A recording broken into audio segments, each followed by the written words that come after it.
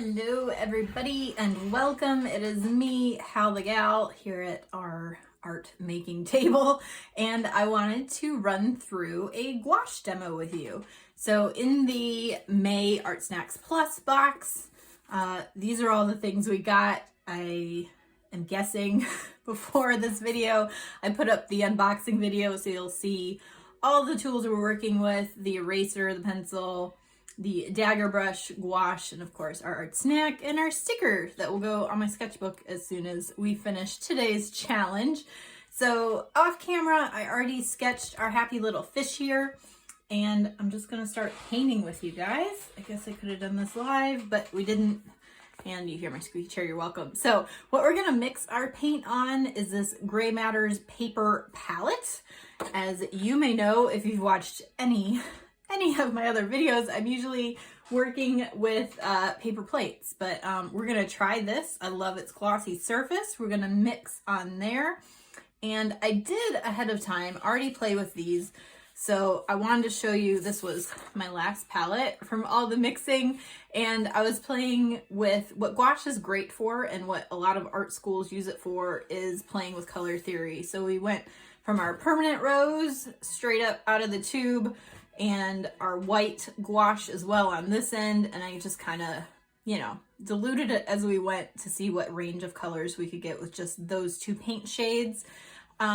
Because of this particular permanent rose magenta that I have right here, it's not terrifically opaque.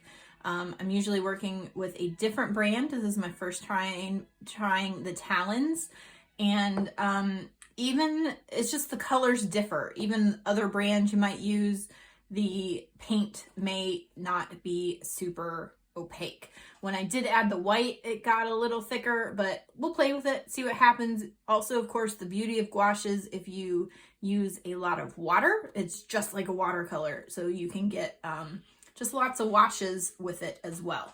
So let us dive in. I'm going to put a little blob of white gouache down there. Again, please practice saying the word gouache because it's very satisfying. The first time I went to an art supply store and asked for it, I asked for gouache, I believe, or gouache. That's not how you pronounce it. It's gouache, like go wash, gouache. So also in this lovely Art Snacks box, we got this funky dagger brush. It literally looks like a dragon's claw to me. It makes me happy. We'll see how long I last with it. You can get some really great brush techniques with it, but for some of the pieces we're working on, I might have to use another brush as well, but we will play with that. So what I find best for using gouache, you can just mix it with the brush right on the palette. I find I get more consistent colors mixed together well if I use a palette knife. This is a 69-cent palette knife I've probably had for 15 years. They will last you forever. If you have a nicer one, I'm happy for you. So one thing one of my professors taught me was always mix the paint in the same direction. So I'm trying that. You can already see how easily it mixes together, and such a juicy color on this gray paper. So this neutral gray kind of lets us see the true color of our paint. Is one of the benefits of mixing on gray instead of, like me, on a white paper plate where it might look brighter than it's actually going to go down. And gouache also dries darker, pretty sure. Maybe it's lighter. I don't know. It might not dry this color, is what I'm trying to say, and I don't remember. So there's that. And I also, handy trick, if you wet your brush, you can use that paint off your paint palette too. So it's not too wasted.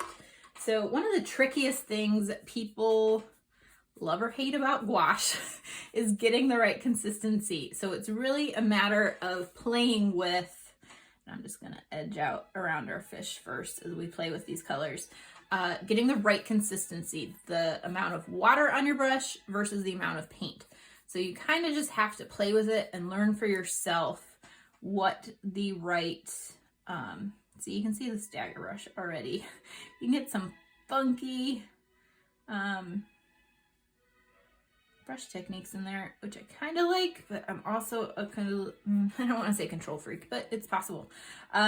So when I want to get to edges, it's making me work for it. So anyway, so there's laying down just a little bit of gouache to start with.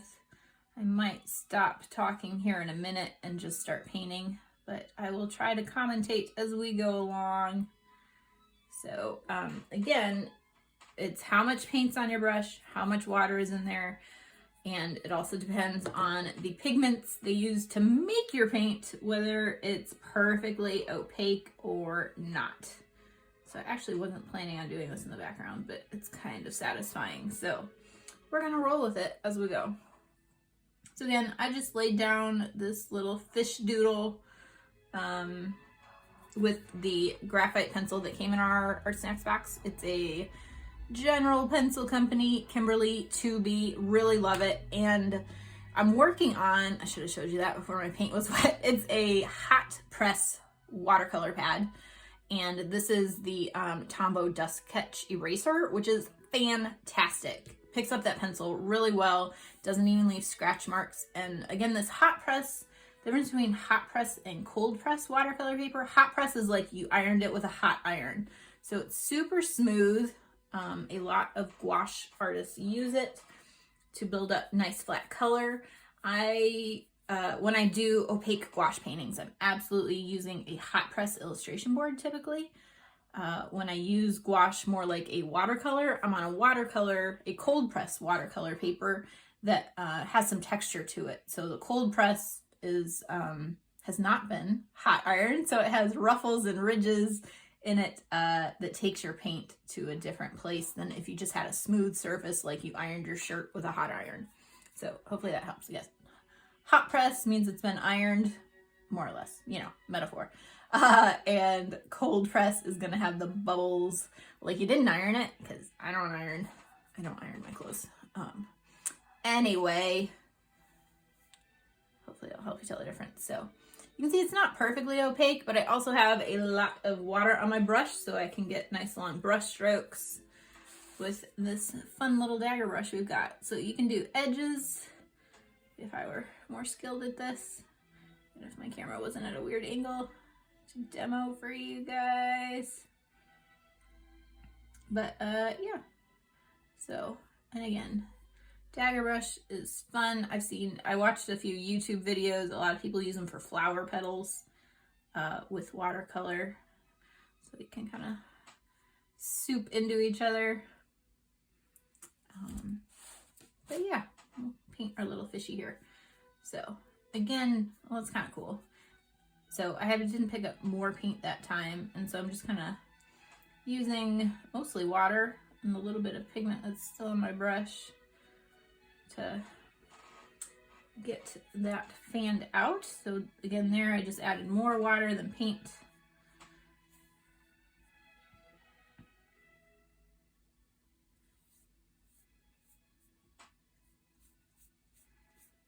Let's kind of see what our brush can do.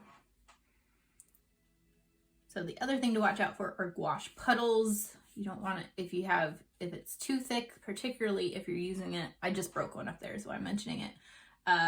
If you're using it opaque and you get too thick of a bubble, it will dry and crackle, which is I mean, you know, if you're doing it intentionally, great, go for it. But might not be the look you're looking for. So again, right now I'm just kind of playing with what's on my palette, seeing what the brush strokes will do. And with a really wet brush, coming back along this edge, trying to give our little happy goldfish here some movement. Do love a dry brush technique, so when we don't have too much water or paint, we get those nice little streaky streaks in our work. So you can play with that as well. This is fun on the curves. It'll give you that.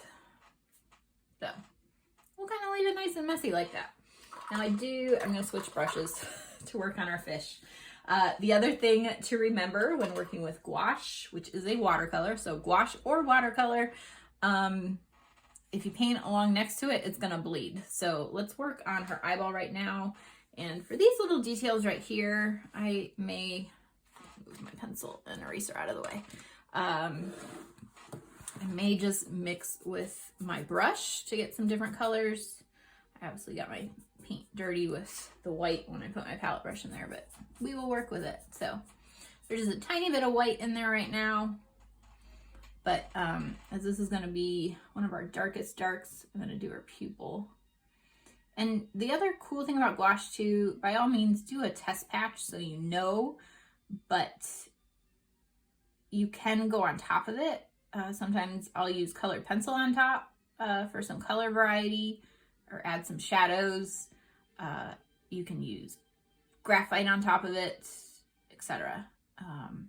So it's a very versatile underneath. However, it is water-based. So if you come on top with another wet media, it's going to bleed or tear or do naughty things. So you want to watch out for that if that is not what you're looking for. Let's add. And again, the other danger to me of just mixing with my brush is when I use that paint, that color is gone. Of course, I'm only using 2, so it shouldn't be that tricky. But if I were going for a lot, I would have wanted to mix up ahead of time. Actually, we're going to paint their whole bottom here, so we'll see how well the stripes do on top of it. If I wanted a larger patch of that color, I might not be able to get it back exactly. So I would have had to mix up a larger puddle of it, if that makes sense, which is what I typically do in my own work. But we're playing together. We're learning, telling you things I know as we go. Hopefully you find it helpful. So again, a little disappointed. This isn't perfectly opaque, but it's probably the rose. Usually when I see the word rose on it, I know it's not going to be, it's going to be nice and bright and a beautiful pigment, but it's not going to be super opaque. I don't know if you can tell from where you are with the lighting and camera I have set up, if you can see my pencil lines underneath that, but that's okay. That might even be helpful as we go. Once this dries, I'm going to mix up some other pinks and we will add stripes to her underbelly. So we'll see how that works on top of it once we get there. And of course our eyeball's wet, so I can't paint that. Let's head for her fins. I'm gonna go lighter on those. And we can add some color variation. Again, I'm just trying to, I'd normally go to the edge, but my background's still a little soggy, so I don't want those to bleed into each other. Although that would be a good technique. Actually, we might try that. Let me fill this in first, and then I'll show you that. But if we go to the edge, we can kind of bleed it out into the background to give it a nice soft, I don't know what 2 words I was combining there. A nice soft kind of sfumato, that was the word I was going for, edge to it. So it's not too harsh. It can be a little more nice and delicate if we bring our character edge into the background as well, kind of blend it out. So again, just kind of look you're going for, and I will wet my brush, and I'll even make that softer to exaggerate it since we're talking about it. So we can get it soft and let it kind of work into itself how it will. Sometimes the best joy of watercolor is letting it do its own thing. And of course that was wet, super wet right there, so call it a mistake, call it intentional. It happened, so we will work with it. All right, so let's get her tail. And again, the other danger of me just mixing on this palette, which I do love this paper, it's really nice, is just not having consistent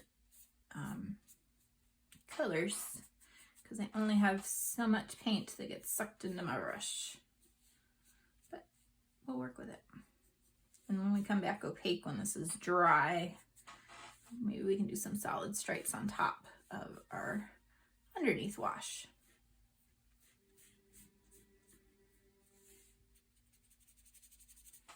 So, sorry we're not doing this live, but even if I did, my camera's above my head, so I wouldn't see your questions. I'm so sorry.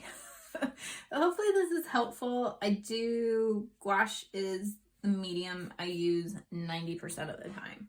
So I hadn't used this brand before. I do like it. I would be interested in some other colors, see how it goes. It comes in great big tubes. I honestly usually use Winsor & Newton, which the tubes are only about this big.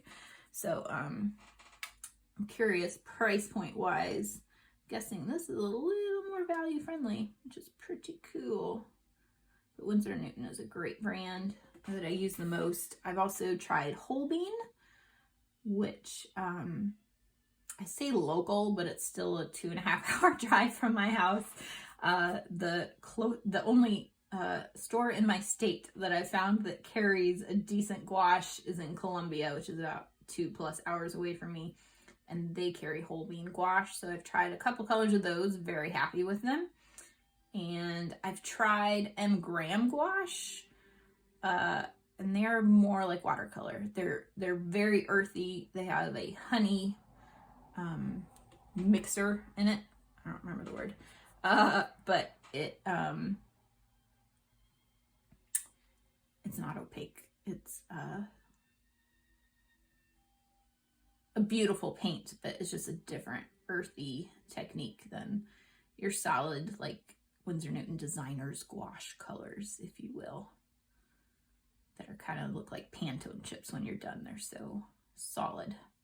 So filling in our lips, I'm gonna have to let this dry before we come in with new colors on top. My colors, I mean tints, tones, and shades. Well, tints, because we're adding white. Shades would be if we were using black as well. So we can get some watercolor techniques in here, as well as wait for some opaque colors to happen once our undercolors are dry. It's more or less dry. We're gonna speed it up. All I have is a hairdryer, and it's in the other room. I don't have one of the art guns to speed up our drying process. So I'm just gonna go ahead and use this blob with a little bit of our permanent rose magenta and make a patch of color here. I told you I was supposed to mix it in the same direction. I don't know if it makes a difference, but you know, the professionals say, which I guess I am, but I don't always follow the rules. So you can see, even mixing it, all of my paint went on this, so I am going to pick that up with my brush, but just kind of holding it. That's the other thing palette knives are great for. You can hold it against your painting, and I actually want that darker because you're not going to see that against her tails. So, tail fin. So I'm going to add more of the darker color to that so we get some contrast. The thing I struggled with the most, I studied illustration at SCAD, if we haven't talked about that, and the thing I hated the most before we were allowed to do our final painting for each project, we had to do a value study. We could only use black and white paint, and that did not work for me because I like all the saturated colors and I struggle with value. But if you make yourself play with just 2 colors, you're gonna have to learn. So again, just scraping that off with my brush so I don't waste it. And getting a lot of pigment on my brush to see if we can't get a little more opaque to fill in those stripes. So again, as you're painting with it, you can tell, you'll just learn when you need more water on your brush to pick up that paint. You can get it a little more solid. And if it were just a wash, which would be more water in your brush. That makes sense, doesn't it? A wash with more water. We'll add some fun stripes in her tail. Try to keep with the movement that our dagger brush gave us. If you hear the dramatic music in the background, that's my favorite Vivaldi CD. Good old classical music. I love listening to movie soundtracks. However, there's always at least one track that is way too tense. Whether it's a chase scene or a fight scene or an action scene, there's always something really dramatic. Even in Jane Austen, even the Jane Austen soundtracks, there's some that have a track on there that'll stress me out. And I'm not close enough to my CD player to fast forward, so we're listening to classical.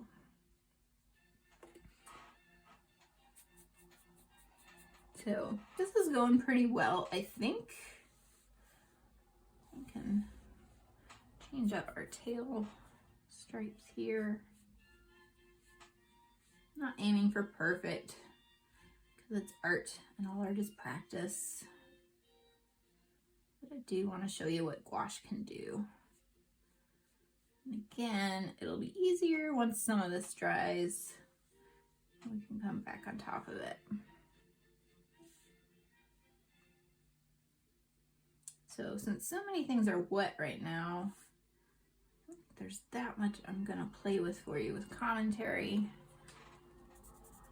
It's a little dry, so we can do a little bit of contrast there. That'll look nice if we come back with our pencil and add to those, but everything else is kind of wet. We can do, let's try our underbelly, and then I'll sign off and check back in as I get a little further. I will go get that hair dryer so we can speed this up. But let's get a much lighter pink. Again, of course, the less permanent rose magenta we have in there and the more white we have in there, the lighter color it will be. And we're gonna add on top of this stripe right here. So again, with gouache, just be careful because depending on how dry it is below and how much water you add on top, it might tear the color beneath. And again, you don't want those puddles of gouache that are gonna dry and crackle. You can fix them in Photoshop, you can't fix them on the original. I'm about to stick my hand in some wood paint. Let's see if we can work at a different angle here. So, and of course, just continuing to move around my painting so I'm not painting next to things that are wet because it would bleed.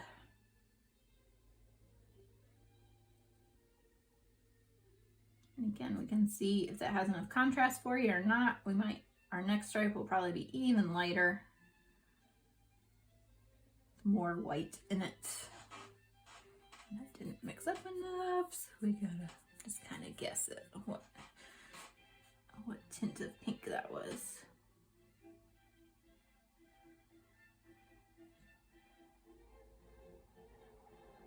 You can even see I'm getting streaks in here right now, so trying to fill that in.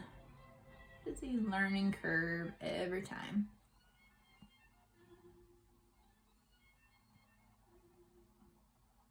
All right, so let me leave it with you for now, and I will check back in once we have a few more dry things to play with, all right?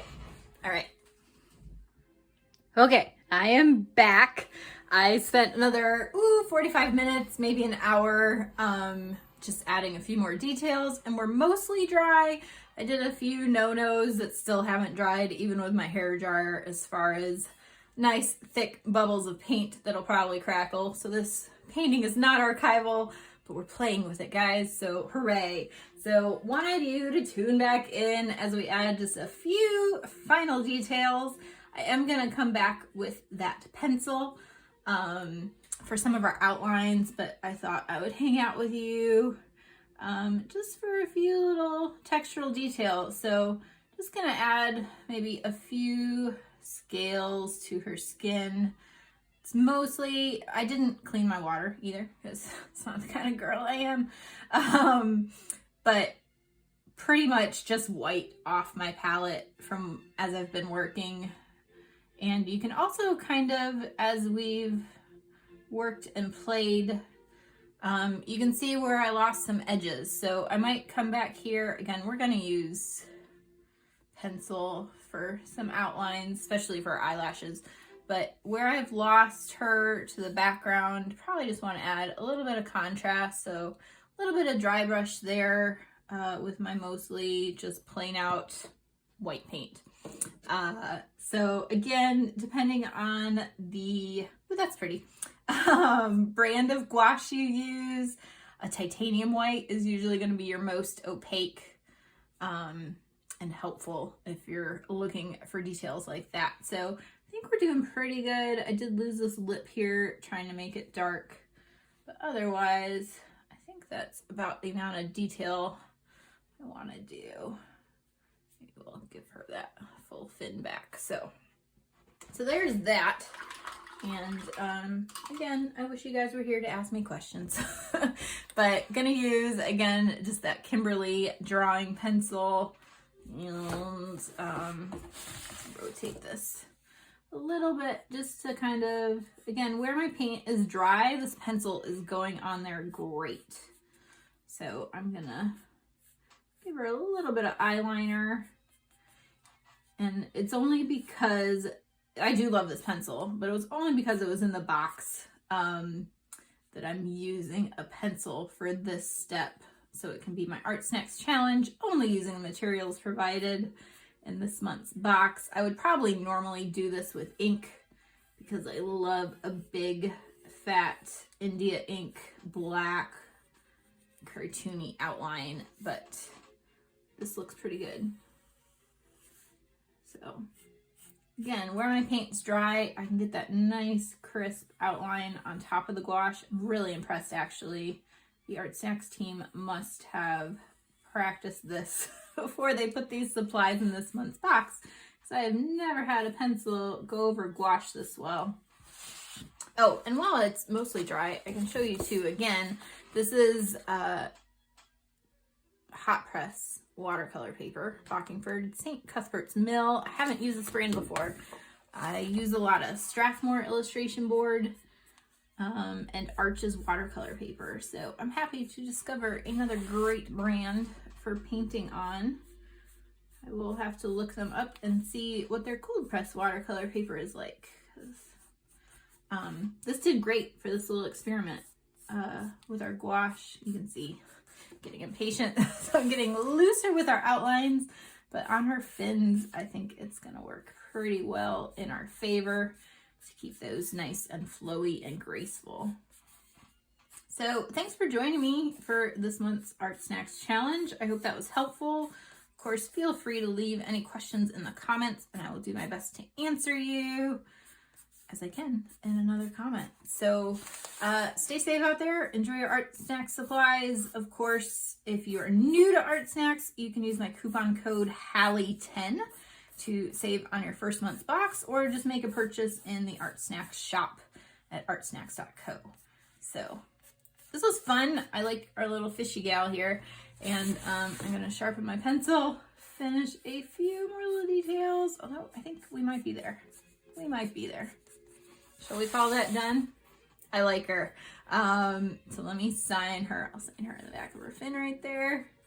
Ta-da! All right, there's our Art Snacks challenge for May, guys. We'll talk later. Bye.